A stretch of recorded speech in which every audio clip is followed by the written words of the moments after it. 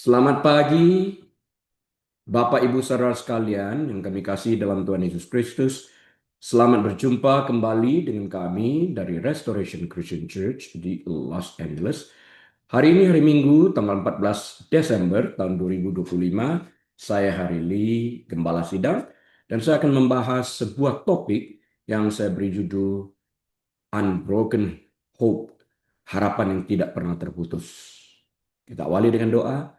Tuhan Yesus, Engkau guru kami yang sejati, Engkau Raja kami, Engkau Allah kami, Tuhan kami, Engkau segala-galanya di dalam kehidupan kami.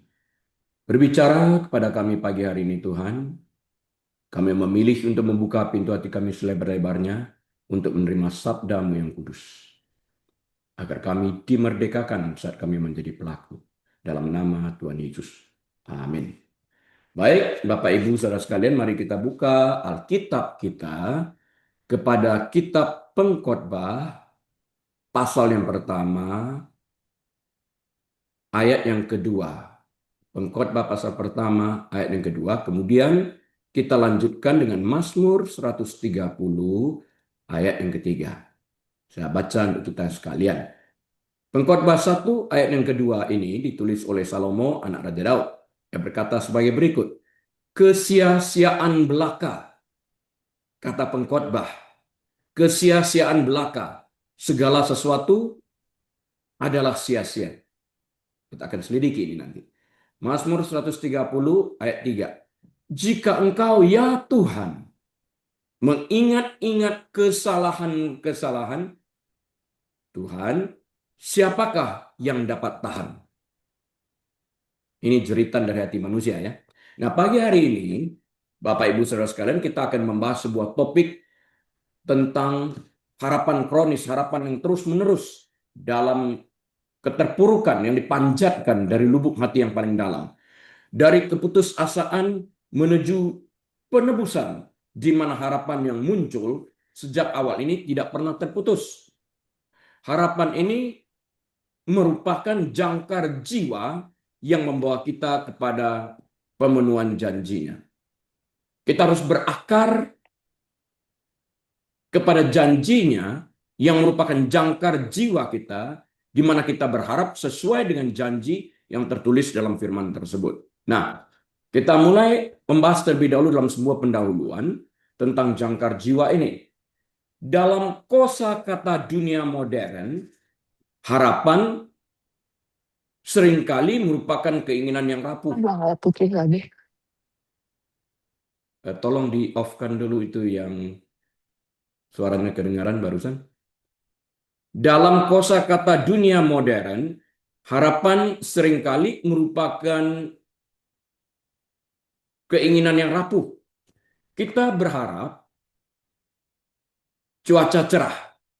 Kita berharap mendapatkan promosi. Dan kita berharap tim kita memenangkan pertandingan. Masih banyak harapan kita lain lagi. Dan seringkali harapan ini rapuh. Kenapa? Karena harapan semacam ini bergantung pada keadaan. Sangat bergantung kepada keadaan, dan keadaan itu berubah. Tapi Allah tidak berubah dan tidak dipengaruhi oleh faktor eksternal. Karena itu berakar dalam firman-Nya itu tidak pernah akan goyah. Nah, kalau kita berakar pada sesuatu yang bergantung kepada keadaan, harapan itu naik turun karena keadaan pun berubah. Seiring, misalnya kita lihat dengan pasar saham atau berita harian yang penuh dengan perubahan setiap hari di dalam kehidupan kita ini. Pasar saham dapat berubah dari menit ke menit.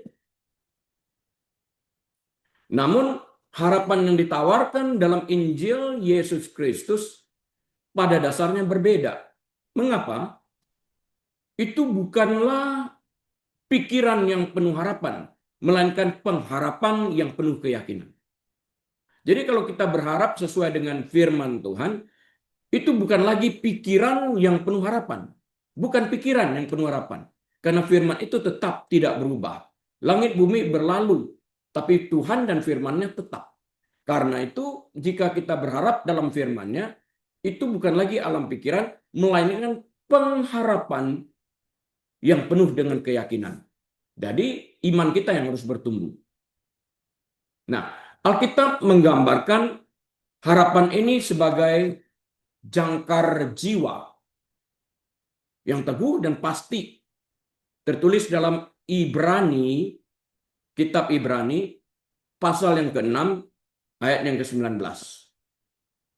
Ini adalah harapan yang tidak pernah mengabaikan realitas penderitaan, rasa sakit, dan keputusasaan manusia yang bersifat brutal. Tetapi melampaui semuanya ini. Ya, orang itu merasa sakit. Ya, orang itu merasa putus asa. Ya, orang itu merasa dikhianati dan sebagainya. Tetapi janjinya yang tidak berubah ini menaikkan iman orang bahwa pengharapannya berjangkar, memiliki dasar pada kebenaran yang tidak pernah berubah. Itu yang menyebabkan harapan ini tidak terputus. Nah, pembahasan firman Tuhan pagi hari ini mengeksplorasi anatomi harapan ilahi. Ya, harapan yang bergantung pada kebenaran firman Tuhan yang tidak pernah berubah. Harapan untuk hidup bersama Tuhan suatu saat dalam kekekalan. Apa harapan itu? Mengapa umat manusia sangat membutuhkan harapan yang seperti itu?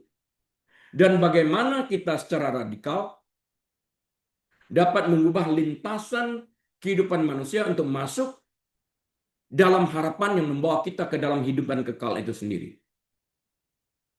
Untuk menggambarkan hal ini, kita akan meneliti nanti kisah dari satu tokoh yang paling teguh dalam sejarah yang mengalami macam-macam pencobaan di dalam kehidupannya.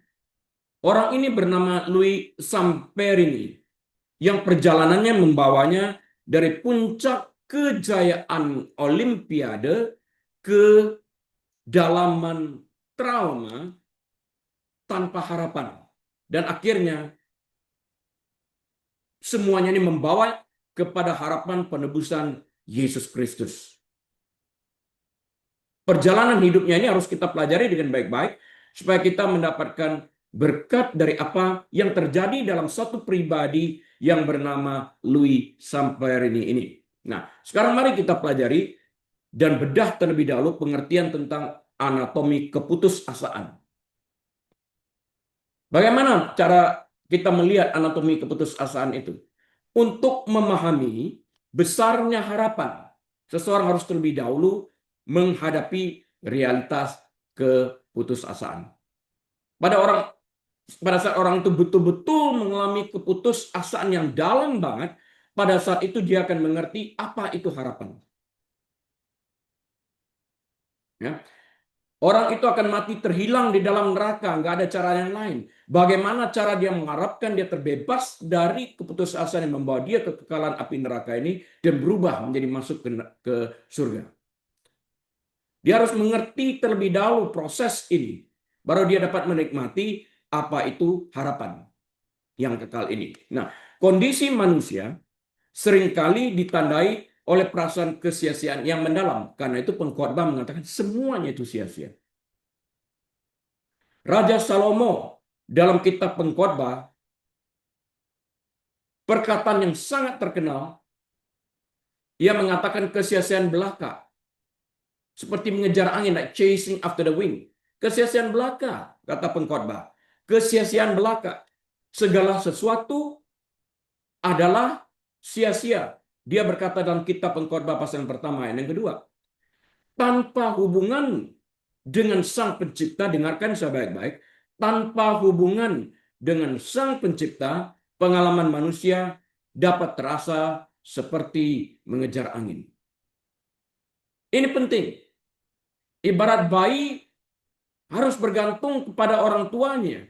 Kita harus bergantung kepada Sang Pencipta yang tidak pernah berubah emosinya. Dia konstan. Alkitab mencatat dia sebagai God is love. Allah itu kasih. Dan kasih ini tidak dipengaruhi oleh faktor eksternal. Apapun yang kita lakukan, kasihnya kepada kita tidak berubah. Karena itu kita sangat membutuhkan dia, bergantung kepada dia. Manusia berbeda. Orang tua memiliki mood dan suatu saat karena keadaan eksternal, faktor-faktor eksternal mempengaruhi mood orang tua ini dapat short temper. Anak berubah menjadi trauma. karena mengalami hal-hal yang tersebut, ya. Tapi tetap aja mendekat kepada orang tuanya. Kita terlebih lagi lebih harus mendekatkan diri kita kepada orang tua kita yang sejati, Sang Pencipta ini sendiri. Nah, keputusasaan terwujud dalam 3 cara utama. Yang pertama, keputusasaan yang bersifat situasional. Jadi kita sebut sebagai keputusasaan situasional. Perkataan situasional ini menentukan pengertian daripada keputusasaan itu. Ketika keadaan eksternal, perang itu eksternal, kemiskinan itu eksternal, penyakit itu eksternal, penyiksaan itu eksternal. Persoalan-persoalan eksternal seperti ini sangat menghancurkan manusia. Itu keputusasaan eksternal. Manusia menjerit berapa lama lagi siksaan seperti ini terjadi. Saya ingat waktu saya tahun terakhir sekolah kedokteran, saya bekerja sebagai nurse aide di rumah sakit Elizabeth Krankenhaus. Saya nggak bisa lupa perkataan pasien ini yang mengalami kanker tulang. Dia bertanya kepada attending physician, bisa nggak hari ini? Berapa lama lagi? Katanya. Dokter yang menjawab, aku bukan Tuhan. Aku nggak tahu berapa lama. Penderitaannya begitu berat. Aku mau segera berakhir. Katanya. Pengharapannya untuk sembuh itu hilang. Saya ingat kakinya bengkaknya kayak apa pada paha. Fiancenya mencoba menahan dia. Lepaskan aku. Ini jeritan daripada hatinya. Itu terngiang sering di telinga saya. Kemudian rasa bersalah tadi berdasarkan faktor eksternal yang kita lihat. Situasional. Yang sekarang kedua, rasa bersalah moral. Menimbulkan keputusasaan. Beban internal dosa dan penyesalan yang membisikkan bahwa penebusan tidak mungkin terjadi. Kamu terlalu jahat. Kamu terlalu ini dan terlalu itu. Bisikan-bisikan negatif yang bertentangan dengan kebenaran firman Tuhan. Namun itu melekat dalam hati dan pikiran orang yang bersalah ini. Kepalang tanggung. Nggak ada jalan keluar bagi diriku. Kalau hanya ada seseorang membisikkan tentang kebenaran firman Tuhan ini. Pada saat yang tepat, orang itu akan memiliki secercah sinar lagi, harapan kembali. Itu rasa bersalah moralnya. Dan yang ketiga, tadi yang pertama situasional, yang kedua moral, dan ketiga itu adanya kekosongan eksistensial. Kekosongan eksistensial, rasa keputusasaan akibat adanya kekosongan eksistensial. Perasaan yang menggerogoti bahwa hidup tidak memiliki tujuan dan tujuan akhir. Orang begitu melarat. Dia tidak dapat melihat cahaya matahari besok seakan-akan seperti itu. Segala jalan seakan-akan tertutup. Teman-teman menjauh. Dunia terasa gelap. Ini yang dialaminya, exist. Karena itu disebut sebagai kekosongan eksistensial. Kehampaan di dalam kehidupannya. Seakan-akan dunia sedang menggerogoti dirinya. Seakan-akan seluruh dunia sedang bermusuhan dengan dia. Rasul Paulus menggambarkan keadaan umat manusia tanpa Kristus sebagai tertulis dalam Efesus 2 ayat 12, Efesus 2 ayat 12, bahwa waktu itu kamu tanpa Kristus tidak termasuk kewargaan Israel dan tidak mendapat bagian dalam ketentuan-ketentuan yang dijanjikan tanpa pengharapan dan tanpa Allah di dalam dunia. tanpa pengharapan, tanpa Allah. Karena tidak termasuk ke dalam kewarganegaraan tersebut. Sebagai warga negara Amerika, kita mendapatkan privilege-privilege yang berlaku bagi warga negara Amerika. Sebagai orang Israel, mendapatkan privilege-privilege untuk warga negara Israel. Sebagai warga negara Indonesia, mendapatkan privilege-privilege untuk warga negara Indonesia. Nah, kita sebagai orang percaya disebutkan memiliki warga negara surgawi, karena itu kita memiliki privilege-privilege ini di dalam kehidupan kita. Kita harus sadar akan hal ini. Kalau kita sadar akan hal ini, kita tidak akan mengumpat. Kita tidak akan mengeluh. Kita belajar dari kitab Exodus, 40 tahun mengembara karena mengeluh. Tuhan benci banget kepada orang mengeluh, karena mereka tertutup untuk melihat apa yang Tuhan kerjakan. Mata melihat, namun tidak melihat, kata Tuhan. Masa nggak lihat mana turun? Masa tidak lihat air ada? Daging disiapkan dan semuanya? Masa ia mengeluh terus? Melupakan berkat itu, ini sebuah penghinaan kepada Tuhan. Pada saat kita mengungkapkan keluhan kita itu, perhatikan diri kita seberapa banyak diberkati oleh Tuhan. Pekerjaan tersedia, promosi terjadi. Mengeluh. Menyebabkan suatu saat Tuhan menghentikan ini karena kemarahan. Be careful. Di dalam hal ini. Frasa ini yang dikatakan dalam Efesus 2:12 ini, saya ulang sekali lagi, bahwa waktu itu kamu tanpa Kristus, kata kuncinya tanpa Kristus, tidak termasuk kewargaan Israel dan tidak mendapat bagian dalam ketentuan-ketentuan yang dijanjikan, tanpa pengharapan dan tanpa Allah di dalam dunia. Nah, frasa ini tidak memiliki harapan. Nggak ada harapan, nggak ada Kristus, nggak ada Tuhan. Ngapa nggak ada harapan? Nggak ada Allah, pencipta langit bumi semesta alam ini. Janjinya tidak berlaku bagi kita. Ini adalah dasar dari kondisi spiritual sebelum kasih karunia campur tangan di dalam kehidupan orang-orang yang belum percaya. Ini berubah pada saat kita percaya. Nah, untuk benar-benar memahami betapa seriusnya kondisi tanpa Kristus ini, kita harus mengakui bahwa keputusasaan bukanlah sekadar emosi. Bukan. Itu adalah keadaan spiritual. Orang Israel menjerit selama 400 tahun di bawah perbudakan. Mengharapkan Elohim datang. Tuhan mengutus Musa. Setelah dibantu keluar, mereka mengeluh. Mereka ingin kembali ke Mesir. Mudah bagi Tuhan, saya katakan di masa yang lampau, membawa orang-orang tersebut keluar dari tanah Mesir. Tapi bukan bagian Tuhan untuk mengontrol pikiran mereka. Pikiran mereka melekat kepada Mesir. Musa, apa yang kamu lakukan bagi kami? Lihat, disalahkannya pastor Musanya. Apa yang kamu lakukan bagi kami?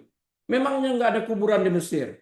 Di Mesir banyak daging, di Mesir banyak bawang bombay, di Mesir banyak ini dan itu. Padahal mereka yang menjerit.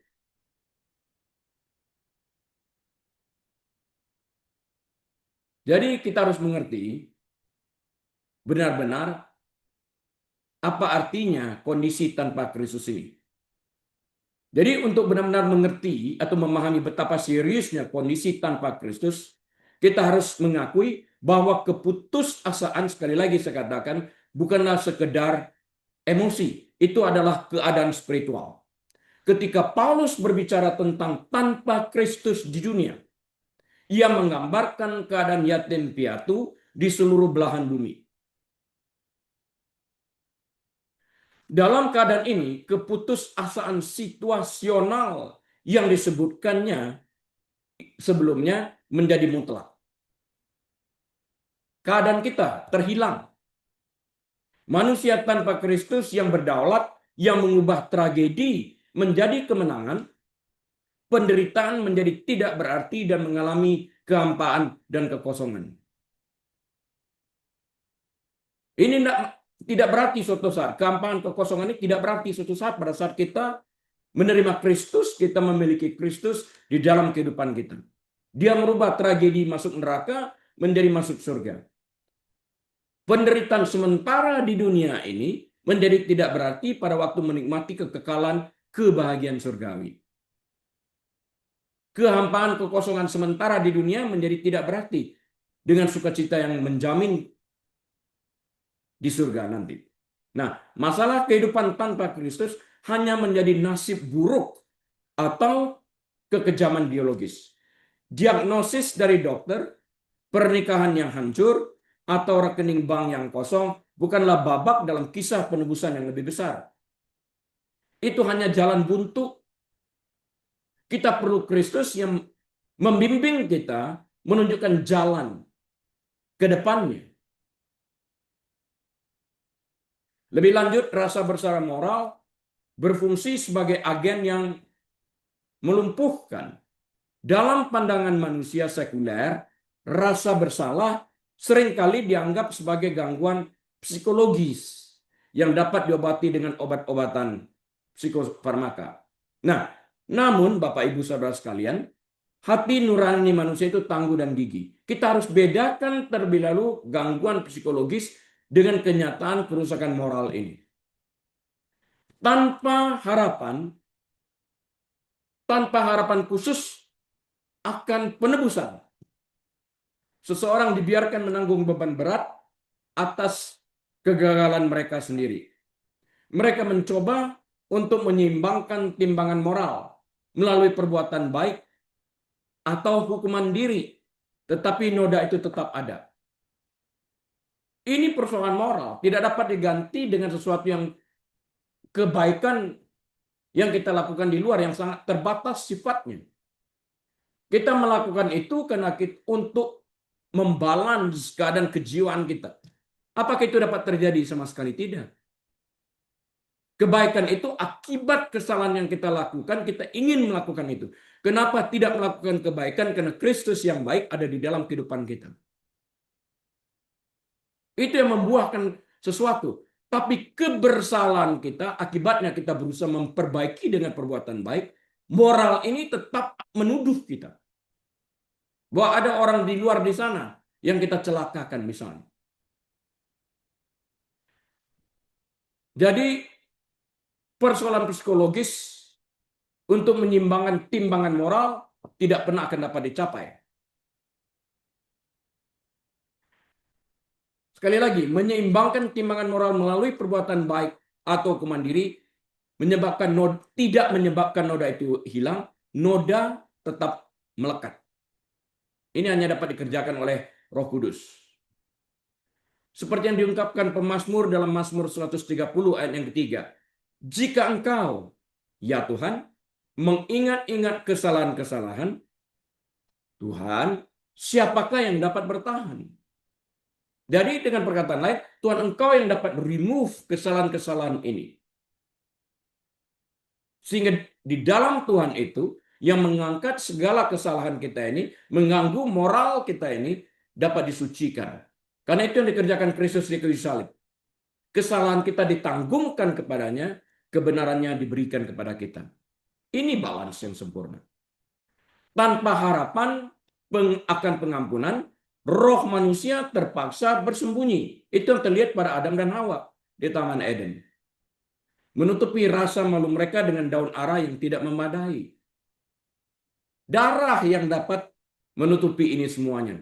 Darah hewan tidak dapat menutupi selamanya. Sementara sifatnya, karena itu pengorbanan setiap tahun akan binatang berjutaan banyaknya. Harus dikorbankan.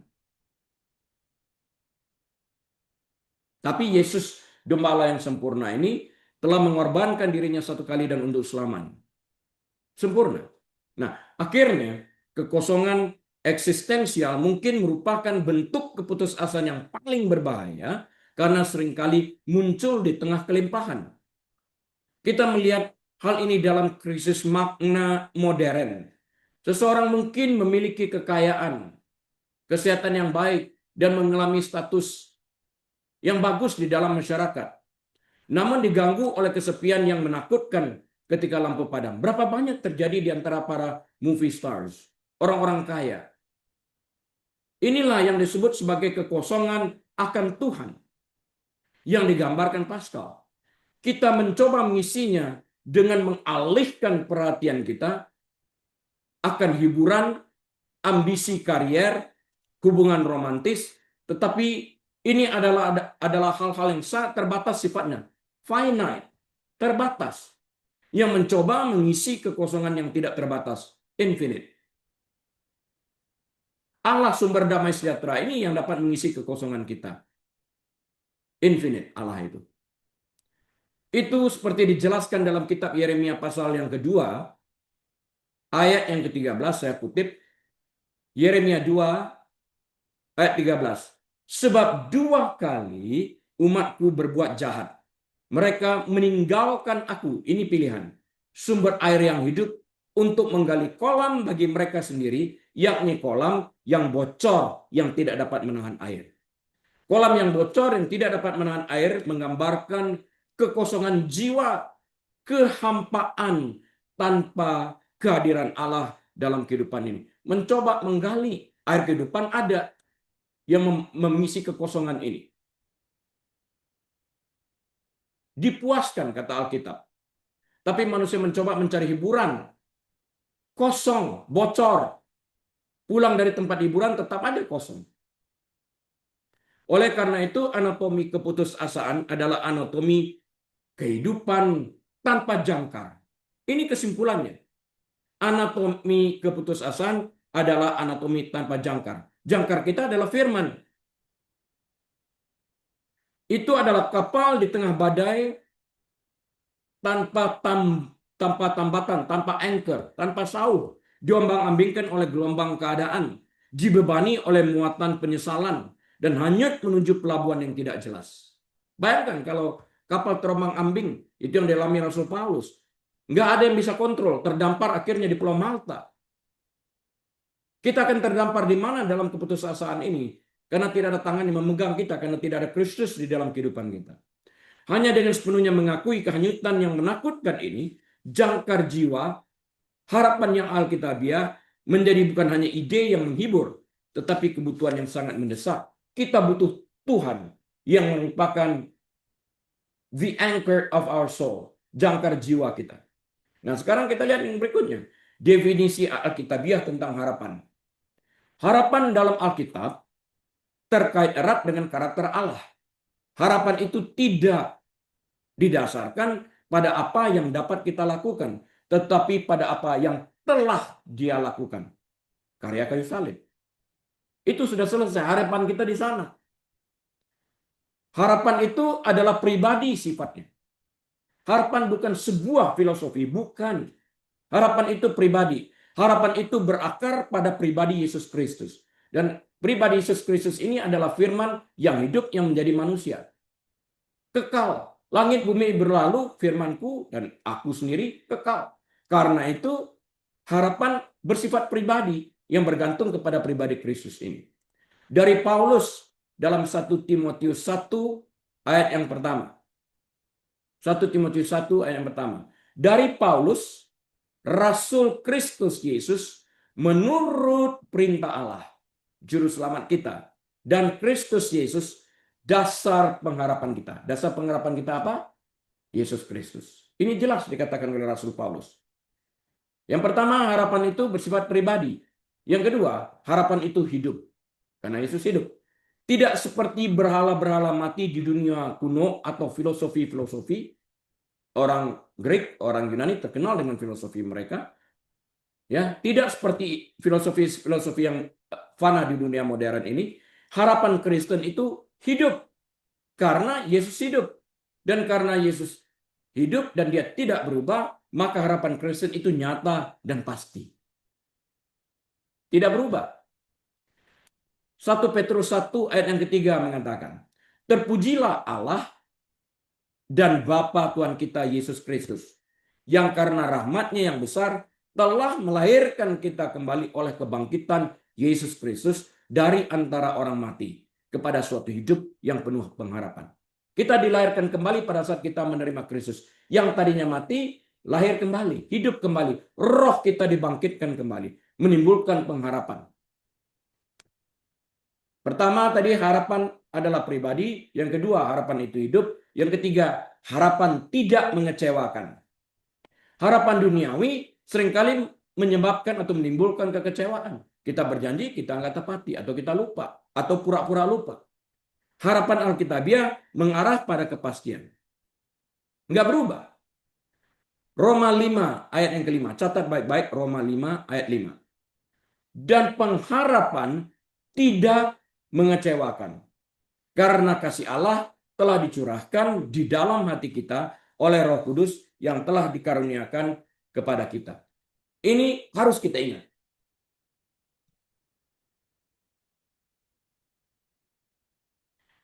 Yang selanjutnya kita akan membahas seperti yang saya janjikan tadi, sebuah kisah nyata dari satu pribadi yang bernama Louis Zamperini. Siapa tokoh ini sehingga perlu saya ceritakan di sini? Kita pelajari. Sementara teologi memberikan kerangka kerja untuk pengharapan. Kita telah pelajari tadi. Ya. Itu pengharapan kita. Jangkar jiwa kita di dalam Kristus itu. Sementara teologi memberikan kerangka kerja untuk harapan, biografi memberikan bukti. Ini bukti nyata. Mungkin tidak ada contoh modern, bukan dari Alkitab, maksudnya yang modern, yang lebih jelas tentang transisi dari tanpa harapan menjadi harapan dalam Kristus selain kehidupan Louis Zamperini yang hidup dari tahun 1917 sampai tahun 2014. 97 tahun usianya. Kita lihat Louis Zamperini memulai hidupnya sebagai pembuat onar di Torrance, California di sini. Tetapi menyalurkan energinya ke dalam lari sebagai pelari cepat. Ia menjadi fenomena atletik yang dahsyat pada zamannya. Lolos kualifikasi untuk Olimpiade Berlin pada tahun 1936 pada usia sangat muda sekali, 19 tahun. Ia tidak memenangkan medali, tetapi putaran terakhirnya begitu cepat sehingga menarik perhatian Adolf Hitler yang meminta untuk bertemu. Pernyataannya, aku ingin bertemu dengan anak laki-laki dengan finish tercepat. Louis memiliki dunia di kakinya. Harapannya terletak pada kakinya. Kekuatan dan kemuliaan masa depannya pada kakinya. Bergantung pada kakinya. Ini yang membahayakan, orang tidak bergantung kepada Tuhan lagi. Ini yang seringkali menjatuhkan manusia. Seringkali saya lihat orang menggantungkan pada faktor eksternalnya, melupakan faktor internal yang kekal Tuhan. Seringkali saya lihat di dalam hal ini. Saya masih ingat di loker laki-laki pada waktu itu di Sinai, Lakers menang terus. Sehingga malam itu mereka judi besar-besaran. Besok aku menjadi kaya. Mereka sampai berlutut mencium lantai di loker tersebut.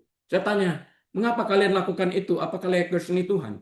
Ya, Lakers itu Tuhan kami yang membuat kami menjadi kaya. Saya katakan, karena kalian mengatakan demikian, malam hari ini Lakers akan kalah. Nggak mungkin. Saya pulang. Besoknya Lakers kalah. Faktor eksternal. Bergantung kepada kakinya, bergantung kepada Lakers, bergantung kepada sesuatu eksternal. Aku begitu hebatnya. Saya pernah mendengar orang berkata demikian. Orang seperti aku dengan posisi CEO seperti ini tidak tergoyahkan. Jatuh. Kesombongan akar daripada kejatuhan. Kecelakaan, keputusasaan situasionalnya. Ketika Perang Dunia II pecah, Louis mendaftar di Korps Angkatan Udara. Pada Mei 1943, pesawat pembomnya B-24, The Green Hornet namanya, jatuh ke Samudra Pasifik karena kerusakan mesin. 8 dari 11 anak pesawat tewas seketika. Ya, 8 dari 11 awak pesawat tewas seketika. Hanya tinggal 3. Louis bersama 2 orang lainnya selamat di atas rakit.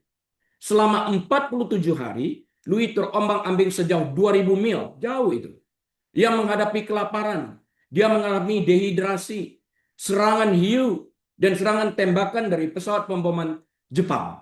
Dalam momen keputusasaan di atas rakit, bayangin itu penderitaan di sana.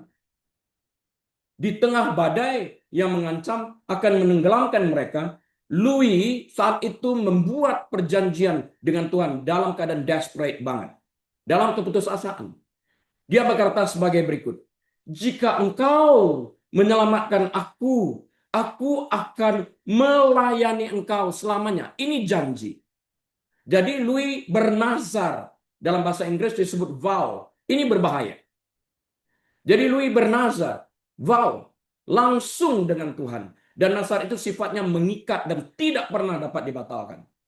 Karena itu Alkitab mengingatkan kita untuk tidak terburu-buru bernazar. Karena apa yang dinazarkan harus ditepati. Tuhan nggak suka ini. Baca itu Alkitab.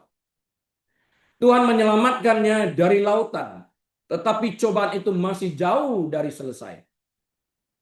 Ia ditangkap oleh tentara Jepang, Angkatan Laut Jepang, dan menghabiskan 2 tahun berikutnya sebagai tawanan perang.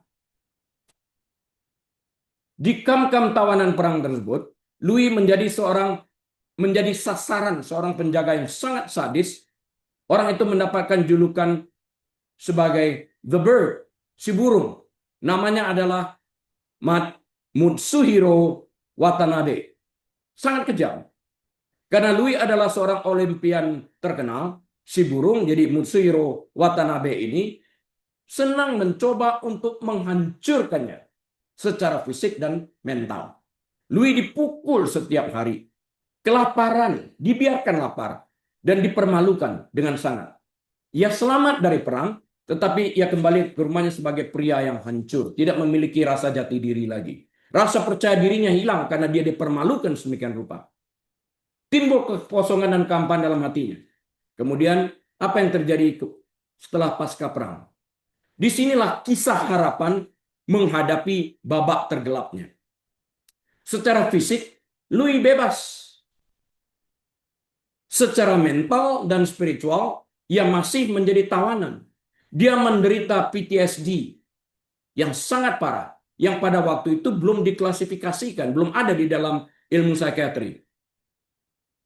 Dalam kedokteran belum ada istilah PTSD pada waktu itu. Nah, pada malam hari, Louis sering terbangun sambil berteriak, bermimpi bahwa dia sedang mencekik.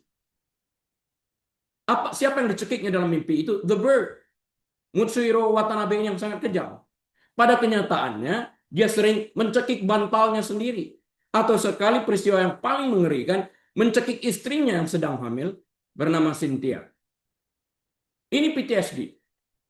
Bagi orang tidak mengerti ini menganggap hal yang aneh. Tapi ini real, nyata.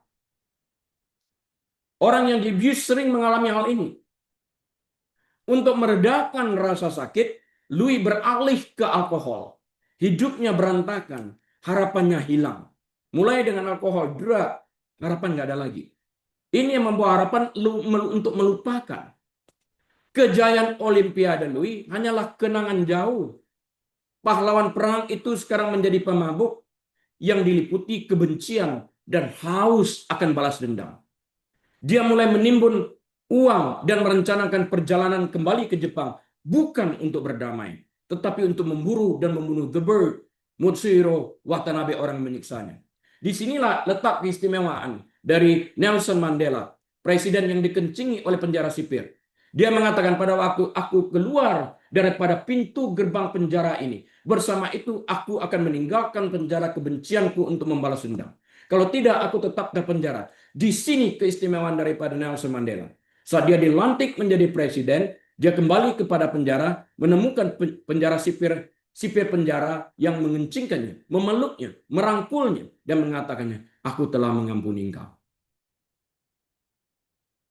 Sipir itu ketakutan. Dia memeluk. Dia mengatakan, aku sudah mengampuni engkau. Jangan pernah ulang kesalahan yang sama lagi. Luar biasa ini. Jadi pengampunan itu bukan artinya menyetujui atau menghilangkan apa yang telah terjadi di masa lampau. Tapi pengampunan itu adalah membebaskan diri sendiri daripada penjara kebencian untuk ingin membalas dendam. Nah, pernikahan dari Louis ini hancur. Cynthia yang karena pernah dicekik, karena merasa takut akan keselamatannya, dan keselamatan putri mereka, memutuskan dalam alam pikirannya untuk menceraikan Louis. Sah-sah aja karena ketakutan. Louis Samperini adalah definisi dari seorang pria tanpa harapan. Kita lihat perjalanan kehidupan Cynthia ini, berubahnya seperti apa pada saat dia menjadi orang Kristen. Ini titik balik, kita lihat. Pada tahun 1949, seorang penginjil muda yang kita sekalian tahu namanya, Billy Graham, mendirikan tenda kebaktian di Los Angeles di sini. Cynthia Samperini, istri Louis, hadir dan menyerahkan hidupnya kepada Kristus. Dia pulang dan memberitahu Louis bahwa dia tidak akan menceraikannya. Dia membatalkan niat menceraikan Louis karena iman yang baru kepada Kristus. Lahir baru. Dia memohon kepada Louis untuk datang ke kebaktian tersebut. Go, so you can meet the same Savior like I did. Dengan enggan, Louis tetap pergi. Dia membenci khotbah itu. Gelap dan terang tidak dapat bersatu. Karena khotbah itu menyingkapkan dosanya dan kebutuhannya akan seorang juru selamat. Di sini kuncinya. Mengapa orang benci kepada pendeta tertentu yang menyebarkan khotbah yang tajam dan keras tentang pertobatan? Karena itu menyinggung tentang dosa pribadinya. Bukan karena pendetanya, tapi karena dosanya ditelanjangi, dia benci. Dia mencoba pergi menjauh dari kebaktian yang sedang berlangsung. Tetapi Roh Kudus sedang bekerja dalam kehidupannya. Pada malam kedua, dia kembali hadir. Saat dia bergegas menuju pintu keluar, nah, dia ingat janjinya. Dia ingat nazarnya. Dia ingat vow-nya di atas rakit. Di mana ia mengatakan, ingat tadi, jika engkau menyelamatkan aku akan melayanimu selama-lamanya. Sekarang terngiang. Ini saatnya dia menepati janji. Terjadi transformasi. Harapan yang terwujud. Nah, Louis berbalik dari berjalan menuju tenda doa. Dia berlutut. Dia tidak jadi keluar. Dia berbalik dan berjalan menuju ke tenda doa. Dia berlutut dan mencurahkan kehancurannya, kebenciannya, kecanduan alkoholnya, dan traumanya kepada Yesus.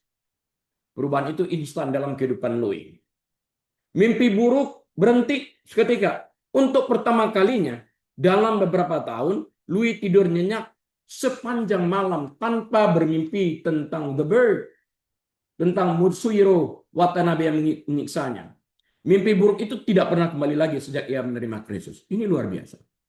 Bukan berarti selalu terjadi spontan. Dalam kasus Louis ini dia spontan. Kecanduannya terhadap alkohol ini berhenti. Dia membuang alkoholnya ke saluran pembuangan dan tidak pernah lagi memiliki keinginan untuk minum minuman keras. Kebenciannya menghilang. Bukti paling mendalam dari harapan barunya adalah penggantian kemarahan yang mematikan dengan pengampunan supranatural. Itu keputusan yang diambilnya, mengizinkan Roh Kudus mengubah hatinya. Bertahun-tahun kemudian, Louis kembali ke Jepang. Dia tidak pergi untuk membunuh para penculiknya, seperti yang pernah dirancangkannya saat dia belum mengenal Kristus. Dia pergi untuk memberitakan Injil pengampunan kepada mereka. Ini luar biasa, mendatangkan kemuliaan bagi nama Tuhan. Dia bertemu dengan banyak penjaga yang telah menyiksanya. Di sebuah penjara di Tokyo, dia berdiri di hadapan mereka, orang-orang yang telah memukulinya dan membuatnya kelaparan, menghinanya, dan dia memeluk mereka semuanya. Memberitahu mereka bahwa melalui Kristus, dia, Louis, telah melepaskan pengampunan atas mereka. Luar biasa kan? Dia melepaskan dirinya daripada penjara kebencian ini. Louis Zamperini hidup hingga usia 97 tahun. Menghabiskan sisa hidupnya untuk mendirikan kamp-kamp kemenangan bagi kaum muda yang bermasalah. Berbagi kisah tentang harapan yang telah menyelamatkannya. Dia sangat terkenal dengan ungkapannya, dengan statementnya yang mengatakan, aku lebih suka menjadi orang termiskin di dunia dan mengenal Kristus daripada menjadi orang terkaya di dunia dan hidup tanpa dia. Dia mengerti bahwa balas dendam kebencian ini menggerogoti jiwanya. Orang yang memiliki dendam dengan benci sedemikian rupa, ibarat orang meminum racun tapi mengharapkan orang lain yang mati. Kita sendiri yang mati karena kita meminum racun kebencian tersebut. Kita akan pelajari tujuan penderitaan dan harapan itu apa? Ini banyak dikisahkan di dalam Alkitab. Cuma kita menolak saat kita membaca tentang penderitaan karena kita nggak mau. Paulus mengatakan, aku ingin menjadi sama dengan dia termasuk hal penderitaan. Supaya aku mengerti siapa dia. Kisah Louis menggambarkan kebenaran teologis yang sulit untuk dimengerti. Terkadang harapan hanya ditemukan ketika semua dukungan telah tiada. Artinya engkau tinggal seorang diri tanpa bantuan apapun dari luar. Nggak ada yang lain kecuali Kristus dalam kehidupanmu. Roma 5 ayat 3-5. Catat baik-baik Roma 5 ayat 3-5. Saya baca. Dan bukan hanya itu saja. Kita malah bermegah juga dalam kesengsaraan kita. Juga dalam kesengsaraan kita bermegah. Karena kita tahu bahwa kesengsaraan itu menimbulkan ketekunan. Dan ketekunan menimbulkan tahan uji. Dan tahan uji menimbulkan pengharapan. Dan pengharapan tidak mengecewakan. Karena kasih Allah telah dicurahkan di dalam hati kita oleh Roh Kudus yang telah dikaruniakannya kepada kita. Jadi alurnya jelas Bapak Ibu Saudara sekalian. Yang pertama ada kesengsaraan dalam kehidupan Louis. Kecelakaan pesawat. Itu kesengsaraan. Jatuh di lautan bebas. Diselamatkan. Karena ada rakit. Kemudian kamp penjara 47 hari di atas rakit. Serangan kayu. Dehidrasi. Pemboman dari saudara Jepang. Ditawan, disiksa. Jelas kesengsaraan itu ada. Kemudian ketekunan. Bertahan hidup melalui cobaan fisik dalam kelaparan, dalam penyiksaan. Yang ketiga, karakter. Kesadaran akan kebangkrutan spiritualnya sendiri setelah perang. PTSD-nya. Tuhan menggerakkan istrinya terlebih dahulu. Yang tidak mengalami PTSD. Untuk menerima Kristus sebagai Tuhan dan Juru Selamat. Dan melalui istrinya Cynthia menawarkan untuk pergi ke camp di bawah pimpinan Billy Graham ini. Menerima Kristus, perubahan terjadi. Harapan yang keempat itu. Penyerahan diri kepada Kristus yang mengarah pada kebebasan sejati. Kebebasan sejati. Christ set us free. That is power. So we can say no to go back to the old lifestyle. To say no untuk membalas dendam. To say no untuk menyakiti musuh-musuh. But he said to love them. Allah menggunakan kekuatan fisik Louis yang telah hancur untuk mengungkapkan kebutuhannya akan kekuatan spiritual. Selama Louis berpikir dia bisa mengatasi iblis-iblisnya sendiri, tekanan-tekanannya sendiri, dia tidak membutuhkan juru selamat. Hanya ketika dia mencapai titik terendah, ketika dia tidak memiliki harapan pada dirinya sendiri, barulah dia siap menerima harapan dari Allah. Saya berjumpa dengan baru-baru ini dengan seorang anak remaja. Saya tanya, kenapa? Why today? Why waiting 3 years? I hit the rock bottom, katanya. Nggak ada lagi yang lain. Help me. Dia dalam keadaan siap. Summary saya sebagai berikut. Sebuah undangan untuk berharap. Ini semua yang saya ceritakan di sini. Kita kisah harapan Bapak Ibu Saudara sekalian bukanlah sekedar sejarah. Yusuf berharap. Nanti kalau kamu sudah keluar ya, dia katakan kepada juru masak itu, juru minum itu, ingat akan aku dilupakan. Dia harus berharap kepada Tuhan. Kisah harapan bukan sekedar sejarah. Itu adalah realitas yang terus berlanjut.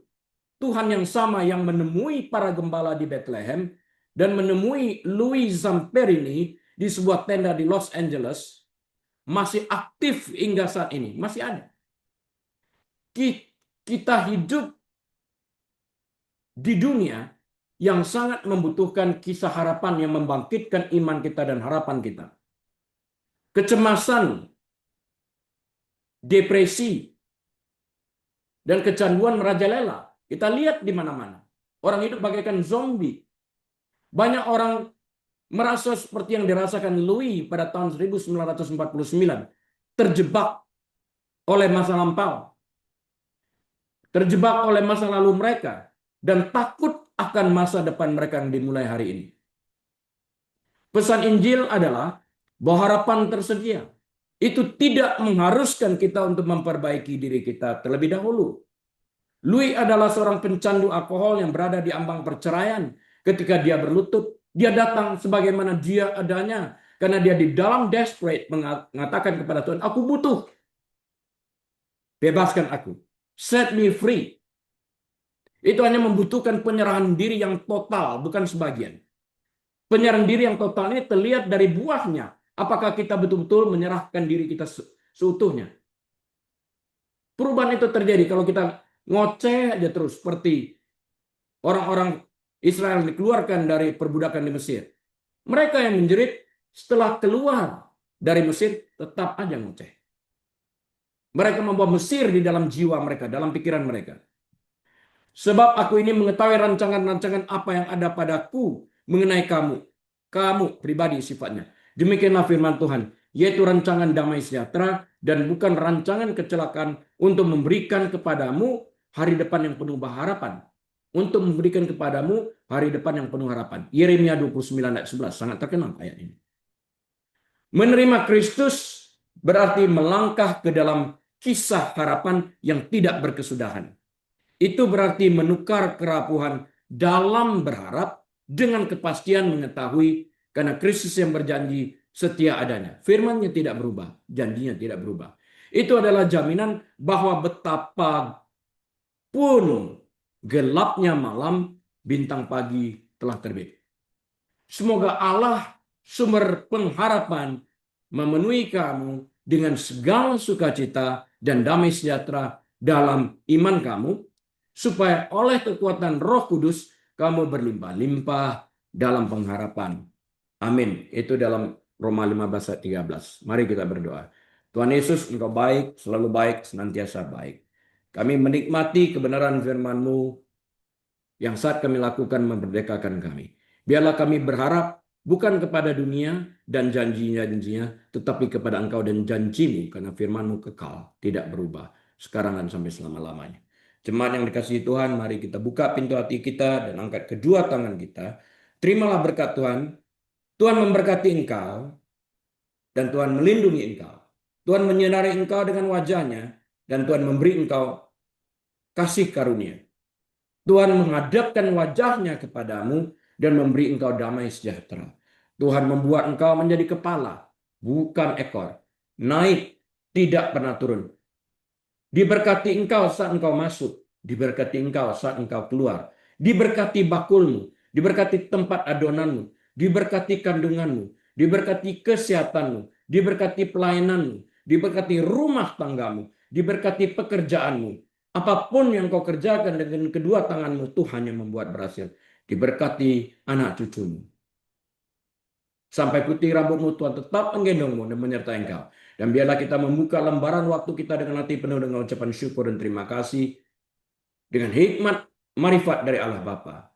Damai sejahtera dari Tuhan Yesus Kristus dalam persekutuan yang manis dan erat bersama dengan Tuhan Allah Roh Kudus. Saat ini sampai selama-lamanya. Yesus Tuhan datang kali keduanya menyebut semua kita yang percaya kepadanya. Haleluya. Semua umat Tuhan menerima berkat berkata, amin. Baik Bapak Ibu Saudara sekalian yang kami kasih dalam Tuhan Yesus Kristus, atas izin Tuhan kita dapat berjumpa kembali minggu depan. Dari Los Angeles, saya Harili mohon diri. Shalom. Tuhan Yesus memberkati.